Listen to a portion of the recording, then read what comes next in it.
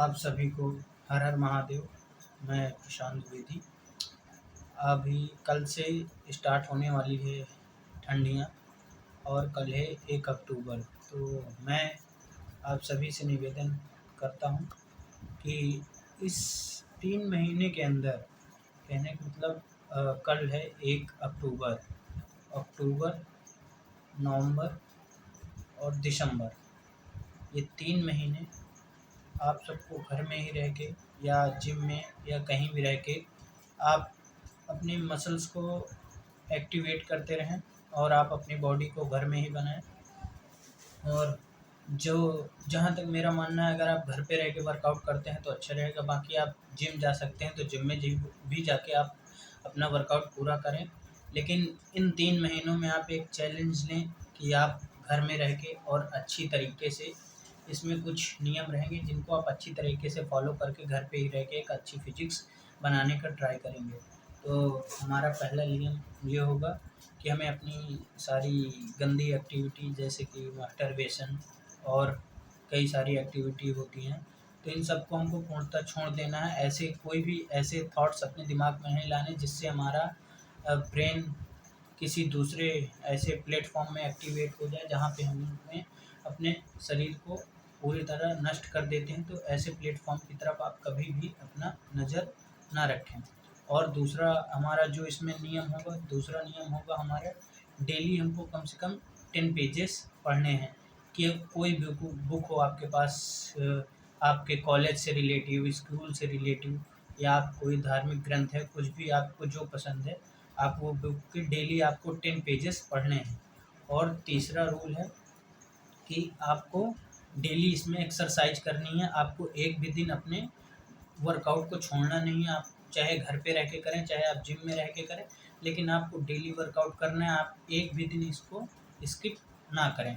और चौथा रूल है हमारा कि आप जहाँ तक हो सके, आपसे जितना हो सके, आप बाहर के फूड यानी बाहर के खाने से बचें। चाइनीज़ या किसी भी तरह की बाहर के खाने से आप अपने शरीर को सुरक्षित रखें, खाने का कम प्रयास करें।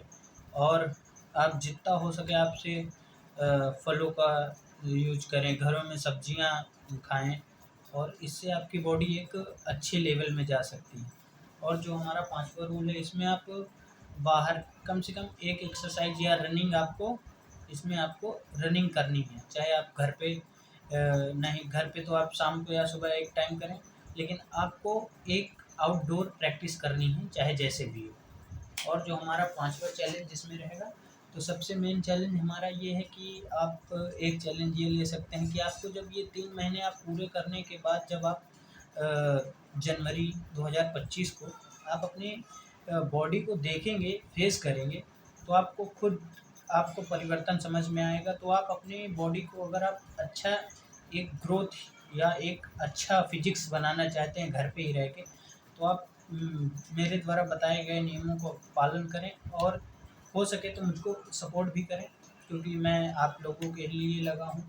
अगर आप घर पे रह के अच्छी फिजिक्स बना सकते हैं तो इसमें आप सबका अच्छा है। और मैं एक बात ये जानता हूँ कि अगर आप फिट रहते हैं तो आपके लिए नहीं, वो दूसरों के लिए भी अच्छा होता है। आपके लिए तो वो वरदान से कम नहीं है। क्योंकि अगर आप घर पे रह के इतना फिट रह सकते हैं, तो आपको इससे ये होना चाहिए कि आपके अंदर एक अलग ही पावर लगती है। आपको दूर से ही देखने में ये लगता है, नहीं ये बच्चा संयम से रहता है, और मतलब आपके अंदर कई सारी पावर बढ़ जाएंगी अगर आप घर पे रह के प्रैक्टिस करते हैं। और इस मेरी स्पीच या कुछ भी आप कह सकते हैं, इसका जो मेरा लास्ट नियम है, लास्ट नियम मेरा ये है कि आपको मेडिटेशन ज़रूर करना है। मेडिटेशन, आप विदाउट मेडिटेशन आप कुछ नहीं कर सकते। अगर आप मेडिटेशन करते हैं, ये आपके लिए और अच्छा है।